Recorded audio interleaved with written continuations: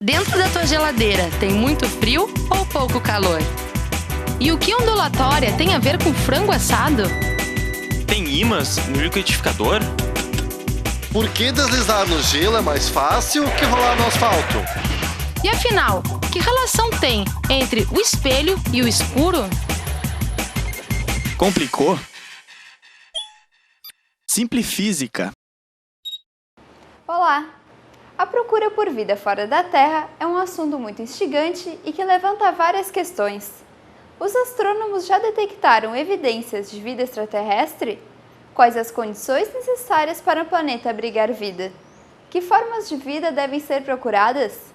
Esses e outros assuntos são discutidos na palestra do professor Rogério Riffel. Todos os meses, o Instituto de Física da URGS realiza na Livraria Cultura palestras que buscam aproximar a física do nosso cotidiano. Os melhores momentos desses encontros você acompanha aqui no programa Simplifísica. Hoje a gente vai discutir um pouco aqui, a gente vai conversar um pouco a respeito disso, sobre a busca de vida fora da Terra, ou uma inter-relação entre este tipo de vida e o tipo de vida que muita gente acha que existe lá fora. Bom, para isso a gente tem que começar a pensar um pouco no lugar onde a gente vive, dentro de um contexto de universo. Tá? Esta daqui está girada, é uma fotografia real do céu em direção ao centro da nossa galáxia. Então é isto daqui que a gente chama de Via Láctea. E daí a gente faz uma pequena estimativa, tá? Aproximadamente 1 em cada 3, ou seja, 1/3 das estrelas possuem planetas. Essa é uma estimativa mais ou menos razoável. Tá? Bom, se a gente pensar na nossa galáxia, somente a nossa galáxia, não estou falando em escala do universo. Se a gente pensasse na nossa casa, a gente ainda nem saiu de dentro dela, nem pisou no pátio da casa. Tá? Então, na nossa galáxia a gente tem 100 bilhões de estrelas. Estas estrelas possuem entre 1 e 10 planetas, cada uma delas. Tá? É uma estimativa. Isso nos leva à possibilidade de planetas na nossa galáxia entre 13 e 30 trilhões de planetas. Bom, então os números que a gente pode trabalhar são números bastante generosos. E isso nos leva a outras perguntas, onde a gente faz uma suposição que a atmosfera ideal para a vida é uma atmosfera como a da Terra. Por que a gente faz essa suposição? Ora, o nosso lar é esse. A gente vive aqui, então existe vida na Terra. Então a suposição mais lógica é essa suposição de que a atmosfera ideal é essa. Mas isso nos leva a outras duas perguntas. Como vocês podem ver, eu estou só fazendo perguntas por enquanto e eu quero que vocês pensem comigo a respeito disso. Então, que tipo de vida a gente espera encontrar lá fora, vamos chamar assim, lá fora, fora do planeta Terra, e que tipo de vida é a mais comum aqui na Terra? A gente precisa tentar responder, talvez primeiro esta pergunta, para conseguir pensar acerca da primeira pergunta. Mas isso nos leva a pensar na vida na Terra associada a escalas de tempo. Os números que eu estou colocando aqui são sempre números aproximados, tá? Então não levem esses números como números exatos. Dentro de uma estimativa, seres multicelulares, tá? Eles surgiram na Terra há alguma coisa em torno de meio bilhão a 1,5 bilhões de anos atrás. Então existe vida na Terra há mais ou menos esse tempo. Isso é quando a Terra tinha mais ou menos essa ideia. Basicamente, os animais que existiam na época eram os extremófilos do reino Procariontes. Tá? Então é um tipo de vida diferente. Animais como a gente conhece hoje, tá? Eles surgiram numa escala, vejam bem, 500 milhões. Tá? Então uma escala bem menor de tempo que está envolvido aqui, é quase, a gente pode botar aqui esse número inicial. E vida inteligente, assumindo que homens são inteligentes, tá? Ela existe em uma escala de 2.000 anos, de 200 mil anos. Tá? Isso é mais ou menos da idade da Terra, 0,01%. Isso nos leva a mais uma pergunta. Mas então, quem dominava e ainda domina a vida na Terra por esse período de tempo? O que a gente deve procurar lá fora? Tá? Para pensar nesta pergunta, a gente deve dar uma olhadinha para cá. Tá? Isso daqui é a árvore filogenética de todos os seres vivos existentes na Terra. Então, há várias subdivisões. Mas se a gente olhar isso daqui de uma maneira geral, a gente vai identificar uma palavra aqui, tá? Com muita frequência, que é o que praticamente cobre 90% dessa árvore aqui, que são as bactérias. Tá? Então, são elas que dominam a vida na Terra hoje. E são elas que dominaram a vida na Terra até o surgimento dos animais, tá? Há 500 milhões de anos atrás. Ao que tudo indica, basta a gente esperar um tempo suficiente e a vida vai surgir de alguma forma. Tá? Como isso vai acontecer, a gente pode pensar em algumas maneiras de resolver esse problema. Bom, isso nos leva a mais uma pergunta e uma coisa que a gente deve pensar. As moléculas orgânicas, tá? Elas são muito frágeis. Para quem estudou química, sabe que qualquer coisinha que a gente fizer numa molécula, a gente dissocia ela e começa a falar de estrutura atômica e não mais de estrutura molecular. Então, na superfície de um planeta que está em formação, onde o ambiente é extremamente hostil, o que acontece? Não acontece a formação da vida de uma maneira fácil. Então, nos leva a uma outra pergunta. Se nos planetas rochosos primitivos, ou seja, a nossa Terra, há 4 bilhões de anos atrás, bilhões, tá? Então há muito tempo atrás, não era possível formar vida. E isso nos leva a outra pergunta. Da onde vieram essas moléculas que permitiram que a vida formasse? Então, isso tem algumas explicações e uma delas é que essas moléculas elas se formaram com matéria orgânica depositada por cometas. Se a gente vai olhar para a história da Lua, para a história da Terra, a gente vê que tem muitas crateras. Essas crateras podem ter sido provocadas por meteoros ou por cometas, e estes cometas podem ter trazido os elementos para a vida aqui na Terra. Bom, então, em poças, como esta poça aqui, chamadas poças geotérmicas, tá? Isso daqui seria uma ilustração da Terra primitiva, existem as condições químicas próprias para a formação do DNA. Uma vez formado o DNA, a gente tem a possibilidade de formar vida. Tá? Bom, e daí vem alguns questionamentos. Existem esses elementos na natureza? A gente encontra isso no universo? As moléculas, os aminoácidos que são necessários para a base, para as proteínas que são a base para o DNA? A gente encontra isso no universo? Isso é abundante no universo? Ou será que isso só é abundante na Terra hoje, como a gente conhece ela? Então, se a gente começa a olhar para o espaço, numa diversidade de objetos astronômicos aqui, que eu não vou entrar em detalhes neles, a gente observa moléculas extremamente complexas, como, por exemplo, esses hidrocarbonetos policíclicos aromáticos, tá? Ou seja, perfume. Então, existem moléculas de carbono lá, que são moléculas extremamente grandes. A gente observa água, a gente observa aminoácidos. Então, existe uma composição bem variada no universo e essa matéria-prima, então, ela pode estar associada a várias coisas, como, por exemplo, um meteorito. Se a gente analisa um meteorito que veio do espaço, obviamente, essa matéria não se formou aqui na Terra. Esse meteorito veio de lá com essas informações. Se a gente olhar um pouquinho mais, procurando coisas no universo um pouco mais complexas, a gente pode olhar para uma nebulosa, como essa daqui, que é a nebulosa de Órion. E a gente vê uma diversidade muito grande de elementos químicos na estrutura molecular aqui, como, por exemplo, ácido cianídrico, água, tá? Nessa nebulosa de Órion, moléculas mais complexas, como, por exemplo, o álcool.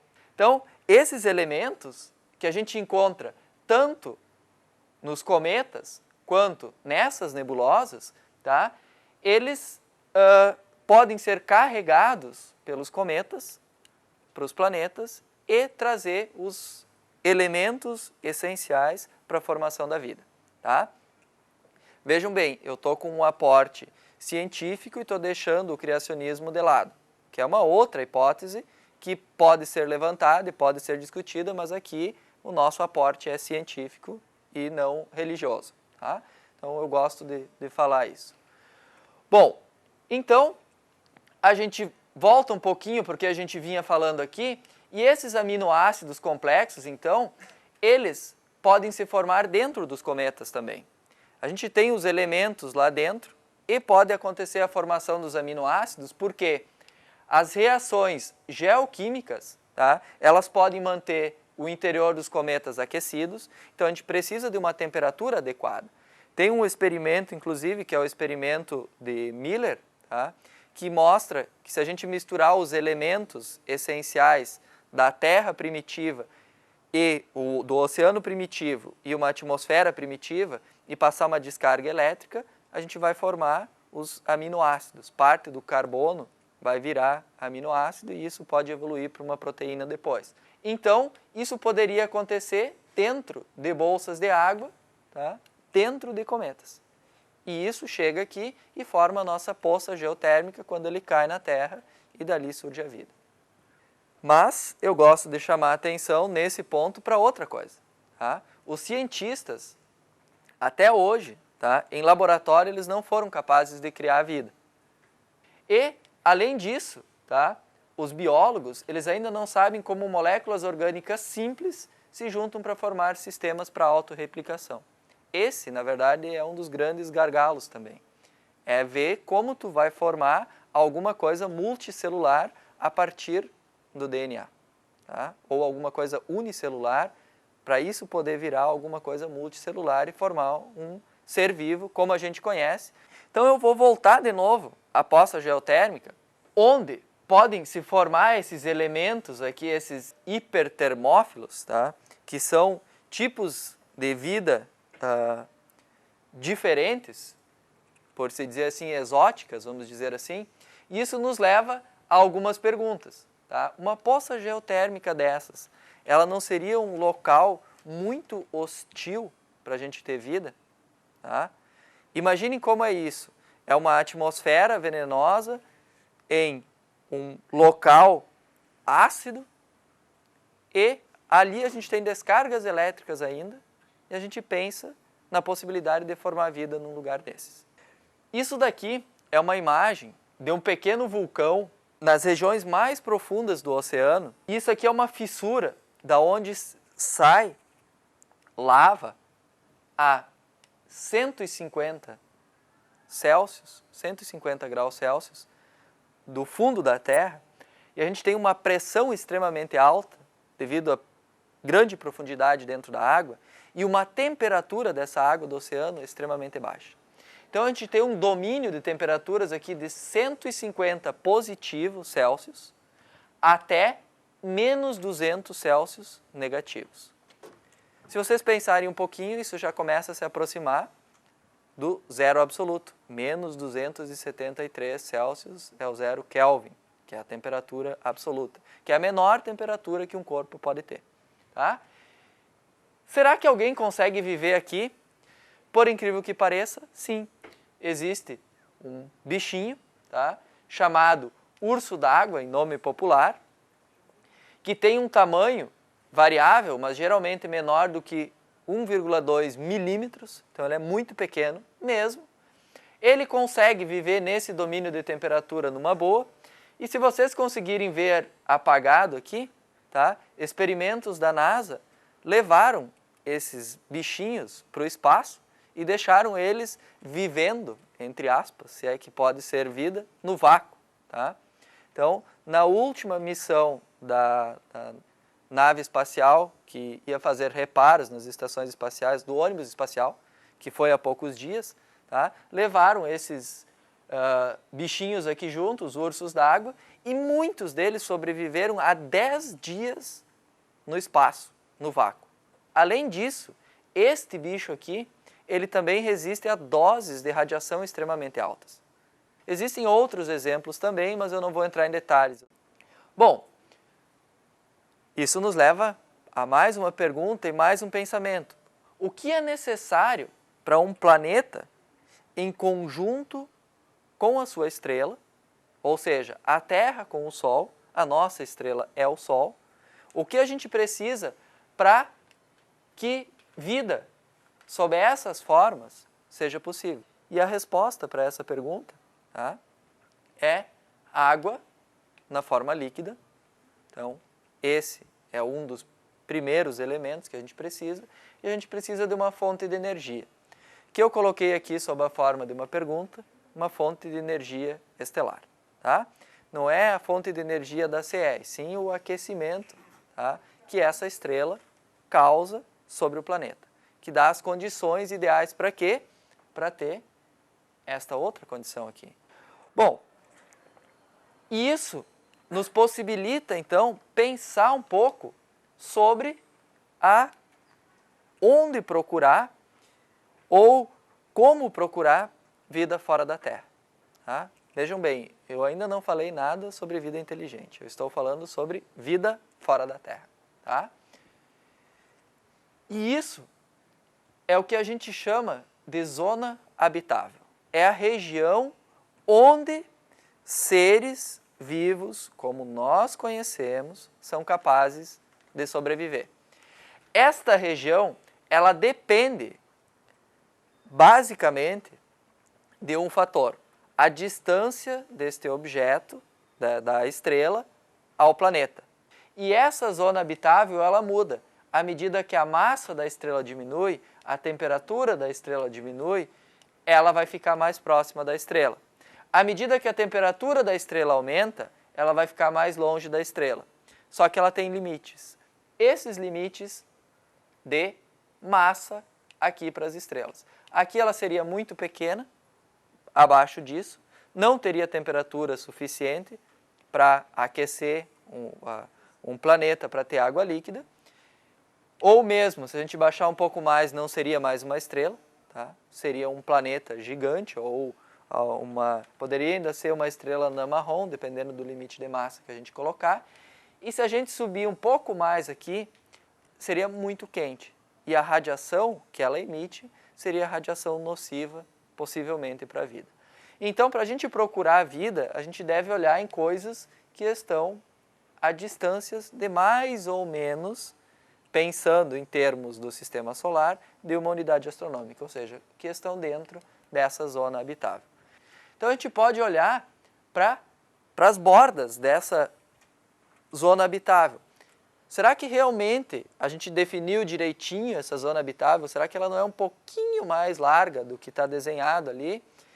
E Marte poderia entrar dentro dessa região? Ou eu ainda gosto de considerar que Marte é um planeta muito azarado, né? Ele está um pouquinho muito longe. Se ele tivesse um pouquinho mais perto, tivesse um pouquinho mais de massa, ele reteria uma atmosfera tipo a atmosfera da Terra e teria condições então para abrigar a vida também. E Vênus então está muito perto do Sol, está fora da zona de habitabilidade do Sol, porque é muito quente, está muito próximo ao Sol, e a maior parte do dióxido de carbono tá na atmosfera de Vênus, que faz com que essa atmosfera seja extremamente venenosa, densa, tá? Então é uma atmosfera que a gente não gostaria de ter aqui. Marte, como eu disse, é o azarado, tá? Então ele está muito longe do Sol, está nas bordas da zona de habitabilidade, é muito frio, mas possivelmente teve água líquida sobre a superfície de Marte e pode existir água líquida abaixo da superfície ainda, ou ainda a gente pode ter gelo abaixo da superfície de Marte. E a gente teve esta confirmação recentemente, que foi detectado pela sonda Fênix em julho de 2008. Ela confirmou a existência de água na forma de gelo em Marte.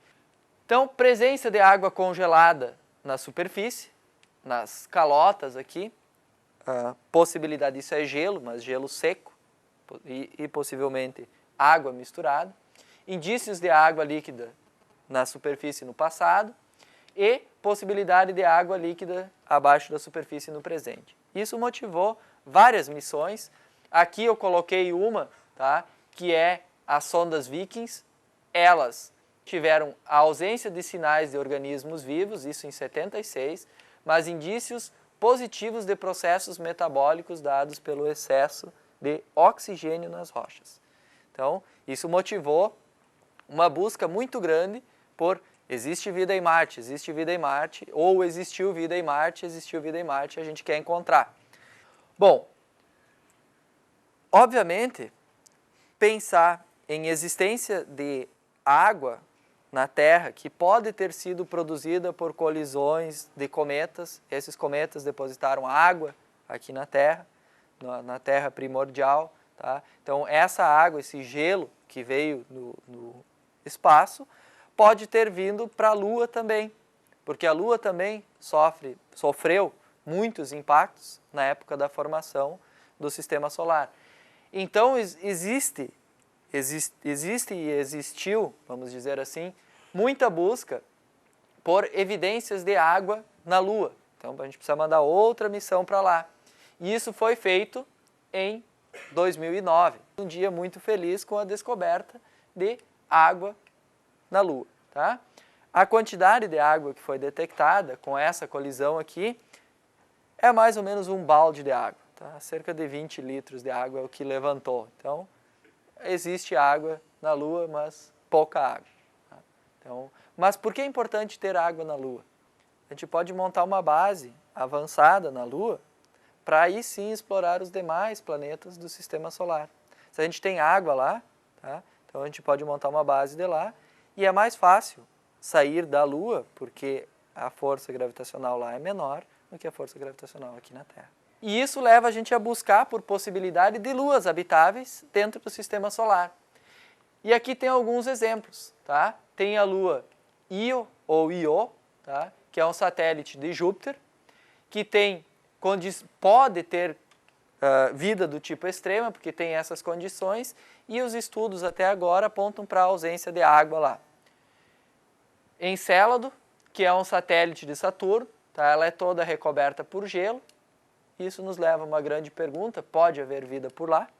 Tá? Então, será que tem? Não tem? A gente não sabe. Tá? Que tipo de vida a gente poderia esperar lá? Então é uma lua que ainda precisa ser estudada e explorada.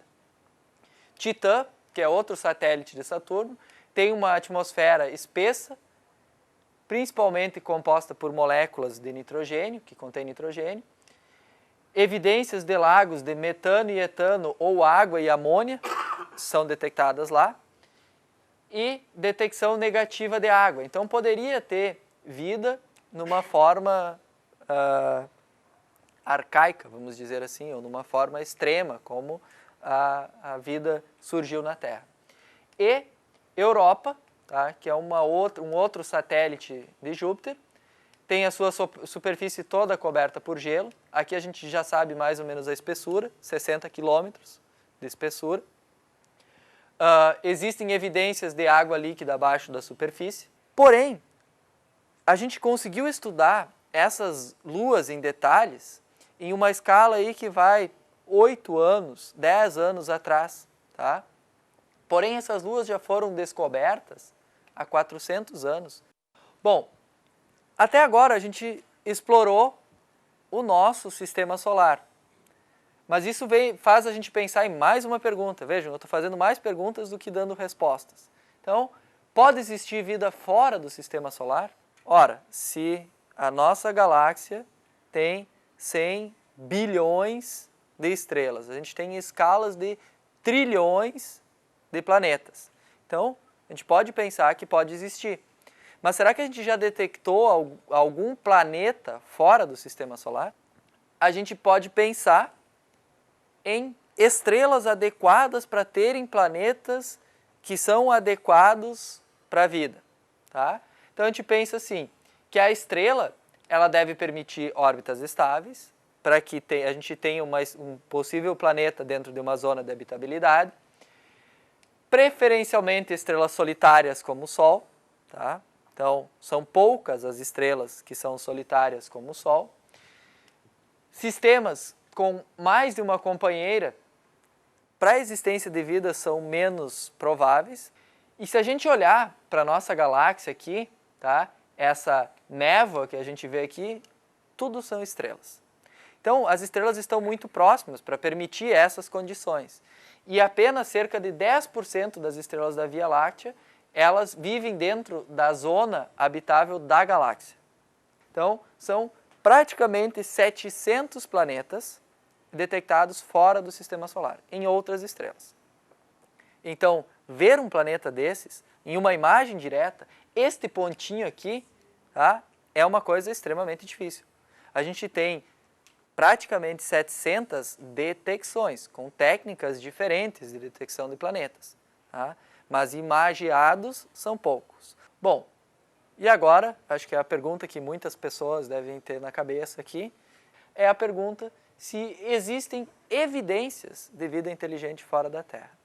Então, a gente volta de novo lá para o começo do seminário e começa a pensar em algumas coisas e em uma definição que eu fui perguntar para o meu amigo Aurélio. Tá? O que é inteligência? Segundo o Aurélio, é capacidade de ter autoconsciência, de elaborar informações, de formular perguntas e procurar respostas. Tá? Então isso é o que é considerado vida inteligente. A Terra tem, aqui arredondando para baixo, cerca de 4 bilhões de anos, levou cerca de 1 bilhão de anos para a vida se desenvolver. O Homo sapiens, 200 mil anos, civilizações têm 10 mil anos e civilizações tecnológicas têm 100 anos. A questão é que existe sim um grupo de astrônomos, tá, que busca por isso, que é um projeto que tem ganhado muita força, inclusive com algumas notícias de grupos russos que preveem a detecção de vida fora da Terra por uma escala de 20 anos. Em 61, 10 especialistas das diferentes áreas, tanto de ciências quanto de sociologia, tá, se reuniram para quê? Para discutir essas possibilidades de vida, e foi quando o Drake ele propôs uma equação. Tá? Físicos, astrônomos, matemáticos sempre querem uma equação para ter uma resposta exata. Ciências exatas sempre querem uma resposta exata. Então eles propuseram essa equação aqui, que tem os seguintes termos. Tá? Vejam a quantidade de vezes que a palavra provável vai aparecer aqui. Tá? FP, a fração provável de estrelas que têm planetas. FV é a fração provável de planetas que abrigam vida. FI é a fração provável de planetas que abrigam vida e que desenvolveram formas de vida inteligentes. FC é a fração provável, de novo, de planetas que abrigam vida inteligente e que desenvolveram civilizações tecnológicas com comunicação eletromagnética, que é a nossa forma de comunicação, que é como a gente é capaz de entender um sinal enviado por eles e deles entenderem um sinal enviado por nós. Tá? N ponto é o número de estrelas na galáxia agora. Isso está associado com uma taxa de formação estelar. Tá? Então, o número de estrelas que são formadas. E T é o tempo provável de duração de uma civilização tecnológica. E daí a gente pode começar a brincar com esses números, certo? A gente pode colocar uma hipótese muito otimista. Tá? A gente substitui esses números aqui por frações que são 100% aqui. Tá? 1 é 100% numa fração. A gente só botou uma fração de 60% aqui. E lembrem que aqui eu não estou botando o N ponto e sim o R, tá? Que é a taxa de estrelas que são formadas por ano aqui. Então é um número bastante generoso. E isso nos leva a uma hipótese de cerca de 1 bilhão de civilizações na galáxia querendo se comunicar. Se a gente for muito pessimista, tá? Aí sim a gente vai para outro lado, a gente coloca números aqui que são extremamente pequenos. Tá? E com isso a gente chega à hipótese chamada hipótese da Terra rara. Ou seja, vida como a gente conhece, na forma que a gente conhece, vida inteligente, tá? Seres humanos como nós, só existem no planeta Terra. E a hipótese do Drake, nos leva a um número de 100 civilizações tecnológicas. Tá, não é 0, não é 1 bilhão, é um número razoável, mas é um número um tanto quanto difícil de rastrear dentro de todo o universo em 100. Vamos botar aí 50 trilhões em 100. Achar 100 em 50 trilhões é um tanto quanto difícil, né? 100 coisas específicas. E a gente pode pensar em alguma coisa, que a gente tem 60 anos de busca no projeto 7, mas ainda continua existindo essa busca, e o que eu quero deixar como uma mensagem final, tá? O nosso universo observável agora, a gente está abrindo o leque não só para o nosso quintal, mas sim para todo o universo, tem cerca de 100 bilhões de galáxias, 10 na 11 galáxias. E isso nos leva à pergunta, estamos sozinhos, tá? Mas vida, não vida inteligente, possivelmente possa existir no universo para fora. E eu afirmo de novo, agora deve ser o quê? Umas 8h30, tá? Até às 8h30 da noite do dia 20 de outubro de 2011, não temos nenhuma detecção positiva de vida fora da Terra. Você assistiu à palestra A Procura de Vida Fora da Terra, do professor Rogério Riffel. Obrigada pela companhia e até a próxima!